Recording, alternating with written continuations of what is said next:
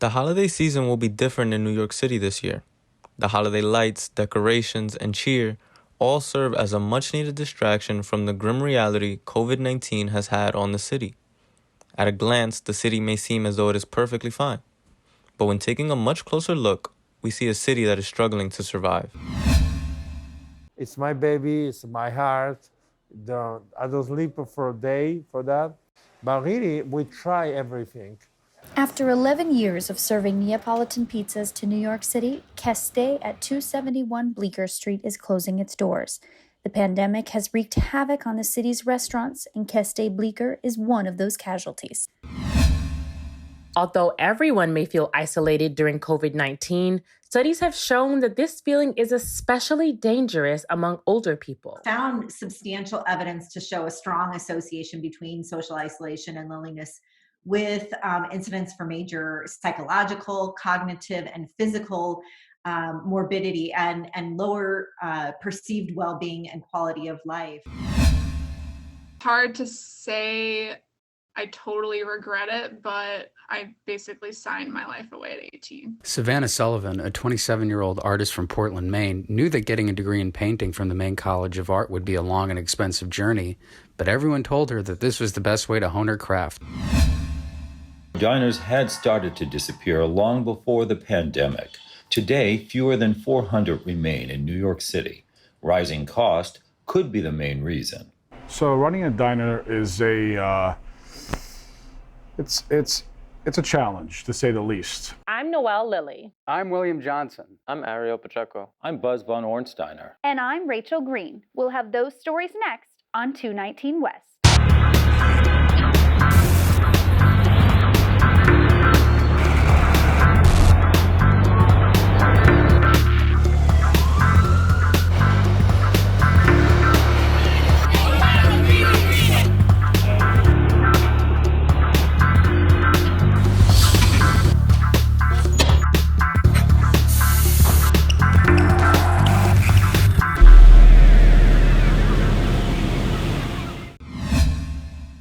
This has been a tough year for businesses in New York, especially restaurants.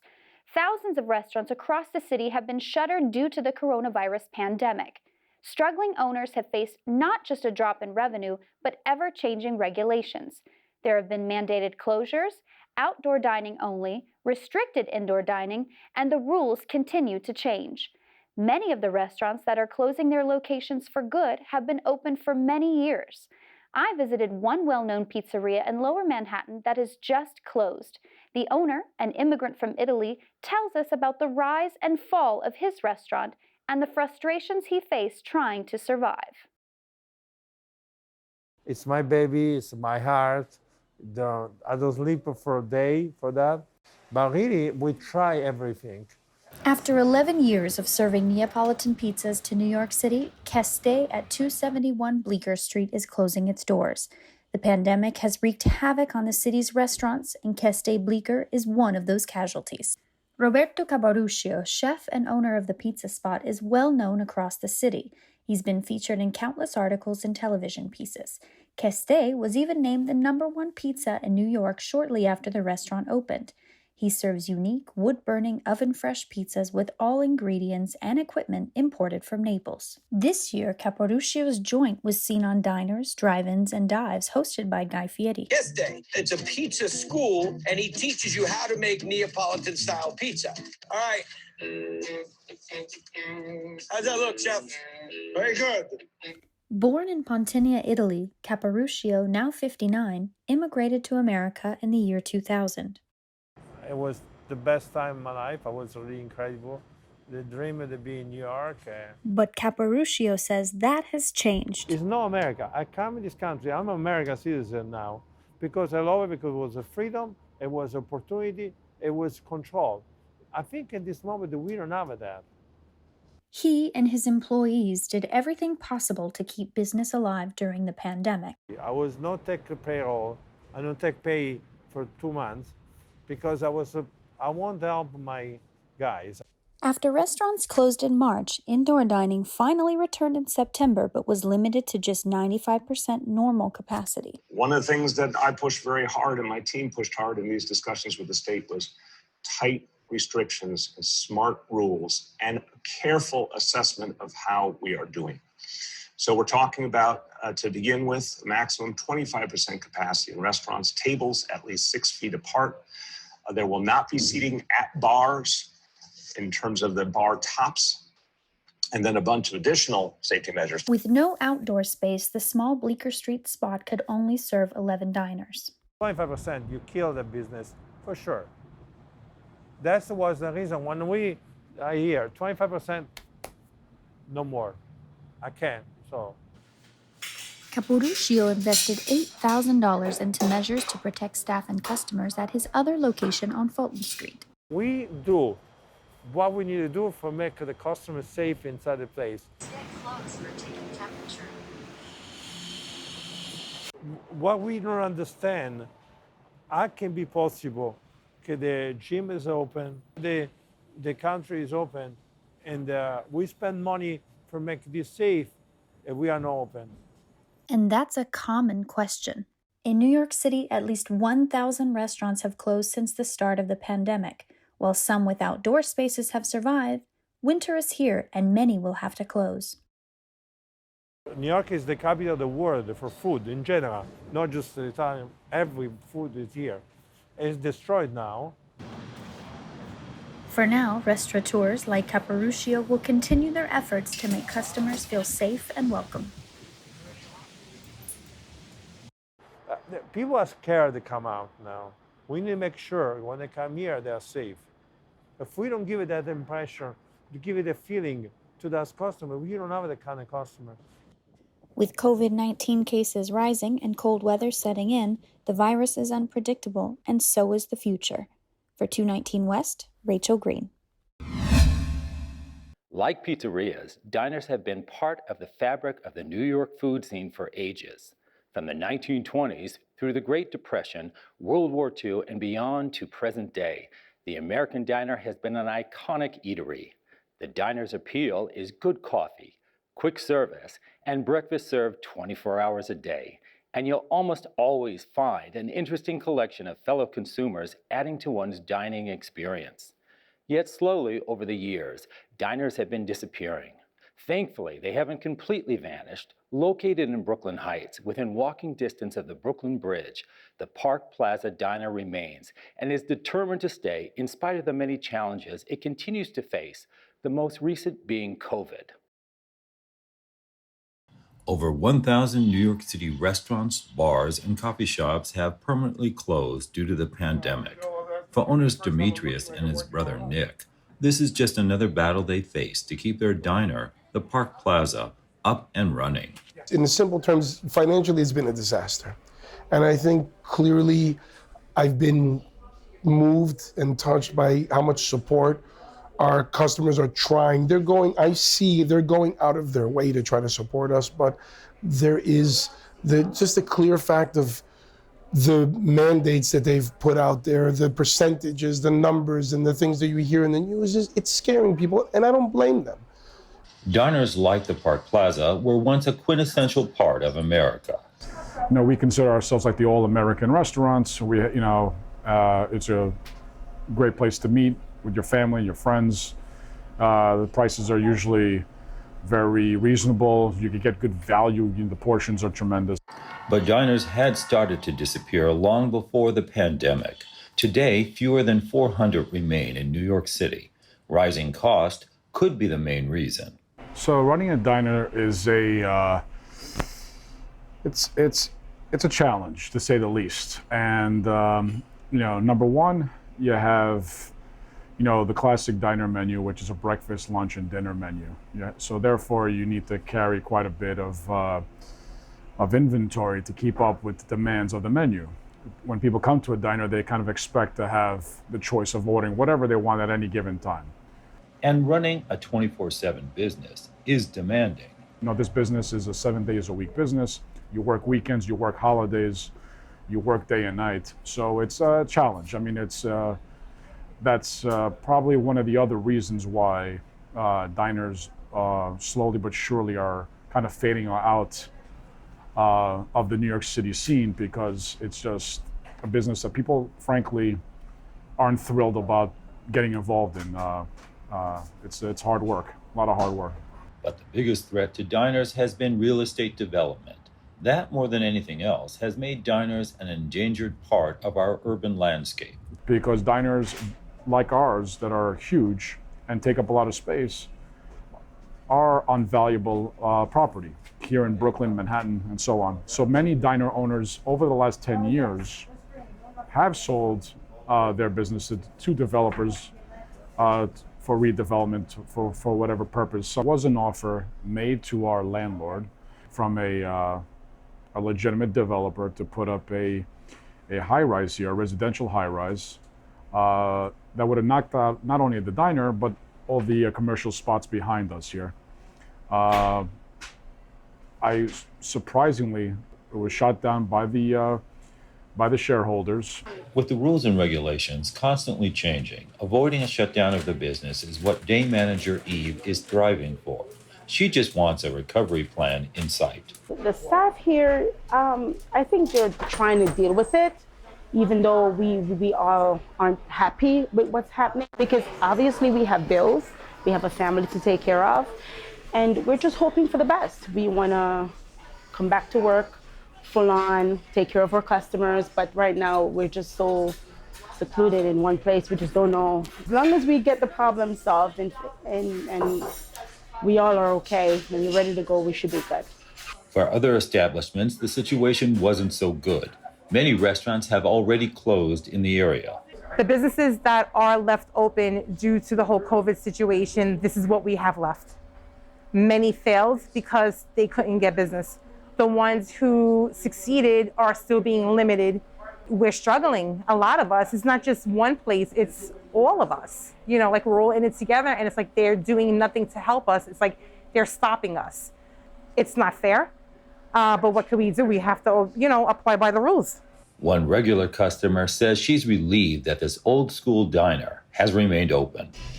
I like this restaurant, number one, because the food is good. Number two, because the owners are so personable, so accommodating. Diner itself is immaculately clean at all times. The service is wonderful. And during this pandemic, it is a godsend to be able to meet friends in real time and feel safe. For now, the Licorenzo brothers and their staff are working to ensure that the Park Plaza survives COVID and its restrictions and remains an essential part of the neighborhood. I honestly, I just want to thank my community, my neighborhood, for making me feel that regardless of what's going to happen with this business, I have a family here too, and they showed that to me. So regardless of what happens, whether I can move forward or have to walk away, I will be happy nonetheless. Restrictions put in place due to COVID-19 have been challenging for everyone, but the isolation is hitting older adults extra hard. Whether residents of long-term care facilities or seniors living in the community at large, older and elderly adults living alone are especially isolated this time of year. And while the COVID restrictions are aimed at protecting those most at risk, the separation from family and friends can have a detrimental impact on other aspects of their health.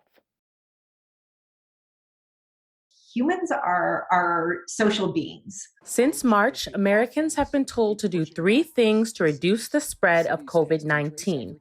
One is wear a mask. The other 2, stay home and avoid contact with others. Now is not the time to be playing Frisbee with your friends in the park.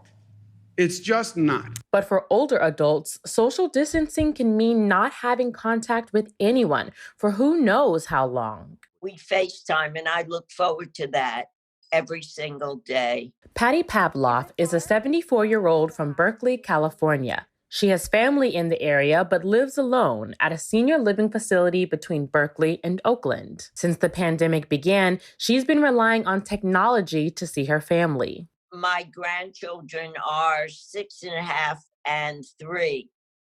And so I'm able to know them well on FaceTime. However, being there makes it so much richer. And Pavlov isn't the only one feeling that way. According to the Pew Research Center, 27% of adults over the age of 60 live alone. Pavlov says she has friends who aren't taking the isolation as well as she is. She doesn't have children and her husband has died. She didn't feel as much like eating and she was a little more depressed. Although everyone may feel isolated during COVID-19, studies have shown that this feeling is especially dangerous among older people. Found substantial evidence to show a strong association between social isolation and loneliness with incidents for major psychological, cognitive, and physical morbidity and lower perceived well-being and quality of life. Holt Lundstad is a professor at Brigham Young University who in 2017 testified before the U.S. Senate Committee on Aging about how loneliness among older adults can lead to premature death. This was a significant issue even under normal circumstances. The holidays, which have historically been a lonely time for elders, will especially prove challenging as COVID cases continue to rise around the country. For someone who's had, 70 years of Thanksgiving meals around the table with their family, and this year maybe they couldn't because of COVID, but what kind of traditions are lost there? That's why nonprofit groups like the Rote have worked to help seniors battle social isolation year-round. So we feel that it's absolutely imperative that people of all backgrounds have an opportunity to get together and be with one another, and that we break down those silos of the different ages. But since the organization couldn't get together to host their annual Thanksgiving dinner, they organized volunteers to deliver meals to seniors in New York City and around the country. All of our volunteers are dropping off the package of food, and then what they're doing is they're going to be calling the senior later in the day to have a friendly conversation with them. Since the pandemic began, Pavlov has become a frequent user of the Rote's virtual activities and classes. I've kept myself busy. I take Italian. I've definitely read more. I write poems, history of jazz, origami, a sculpture class. Which is a good thing because experts say staying busy is one way for older folks to avoid loneliness. But at the end of the day, Holt Lundstad says everyone has to work together to get through being alone. And so we really need to, think, of course, of creative solutions like this to help our seniors and everyone, for that matter, cope through this tough time.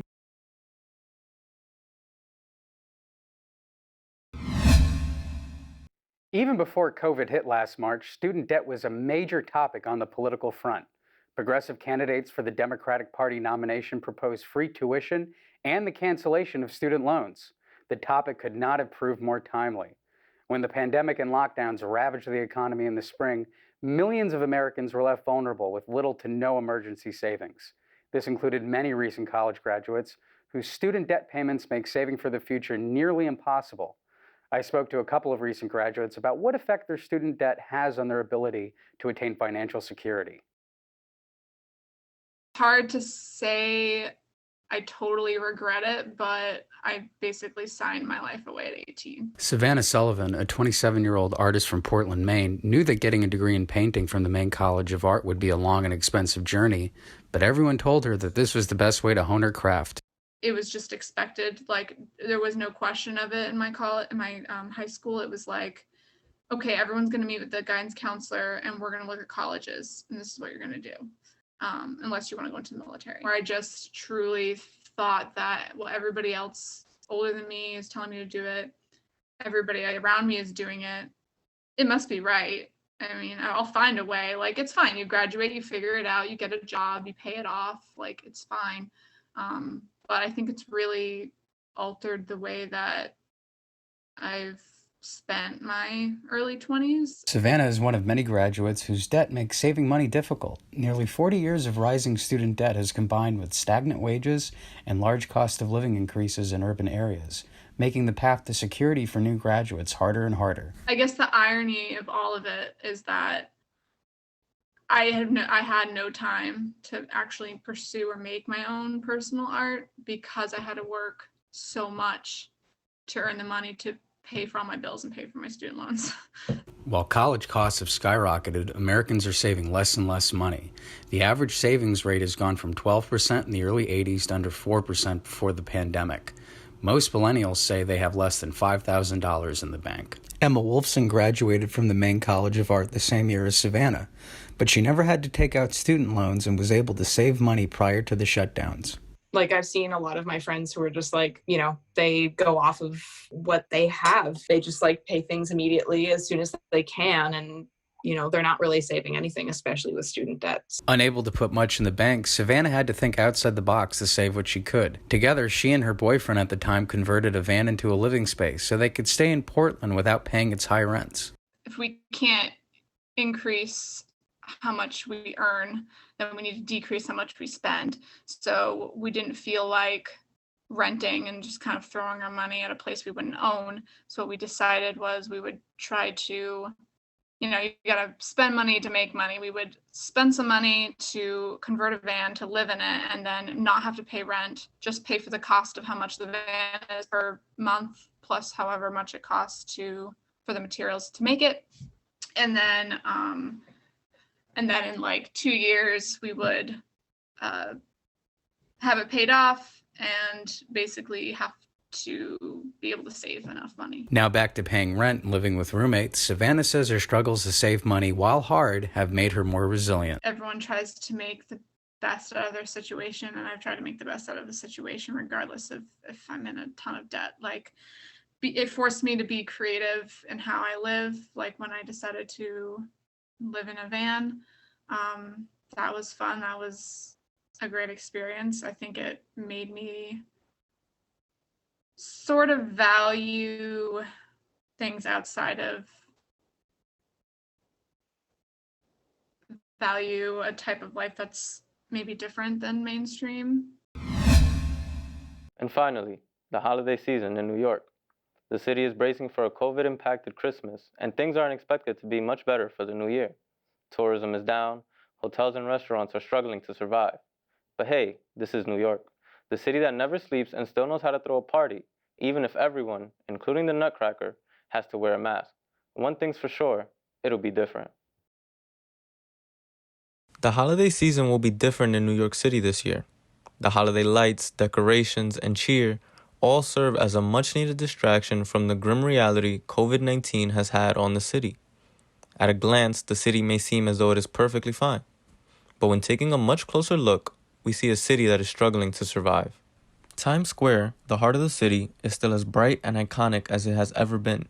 However, many of the businesses in the area have closed down, and the ones still open are struggling to make ends meet. The economy of this section of the city is heavily dependent on tourism. Tourism is drastically down due to the pandemic. I spoke with Steve Carvel, who is a professor at the School of Hotel Administration at Cornell University. He is an expert on the hotel industry and the factors contributing to its struggle in the pandemic. You know, the hotels that are open at a much lower level. You know, obviously the restaurants are all closed, the bars are all closed. You know, with Broadway closed and obviously nobody being able to go to any of the conventions and group business travel is so far down, it's not funny. We don't know when that will come back, honestly. We see some leisure travel still. That's the only thing that's keeping the hotels that are open alive, honestly. Low tourism numbers, businesses closing, and travel restrictions are all issues that are compounding one another. People are weary of visiting the city not only for health concerns, but also for a lack of activities available to them. Recently, I think they were closing restaurants at 10 o'clock. And, you know, that creates an environment where even if you were to want to go to New York and willing to go to New York, you know, it's a question of what are you going to do when you get there? Tourists come into the city and often stop at New York City gift shops to buy souvenirs. Since tourists aren't coming in, these specific businesses are closing down or are really struggling to survive. But, you know, when there's 80 to 90% fewer visitors to New York, you know, there's just so much you can do. However, There are still tourists coming into the city, even if the numbers are drastically down. They are coming in from neighboring areas of the state, as opposed from across the country or from international travel. In a really bad time. As I said, the little bright spots are, people traveling in. I guess, they're seeing some 5-hour or so radius around the city.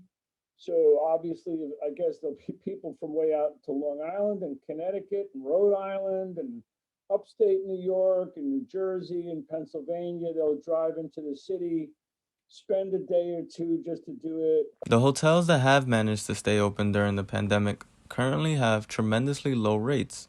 As the demand for hotels has dipped, so have the prices.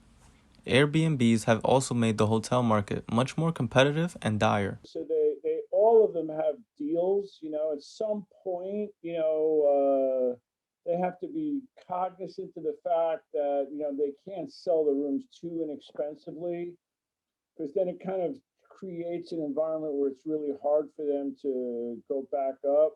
They're all fighting against Airbnb still, because there's Airbnbs all over the city. You know what I mean? And, those things can go much cheaper because they don't have the same relative cost structure of a hotel, but they are, they're selling discounted rooms. The pandemic has upended all kinds of businesses in the area. Hotels, restaurants, gift shops, tourism, and more are all fighting just to stay open. While the holiday season is finally upon us, it'll only serve as a distraction from the struggles many businesses in the area are facing.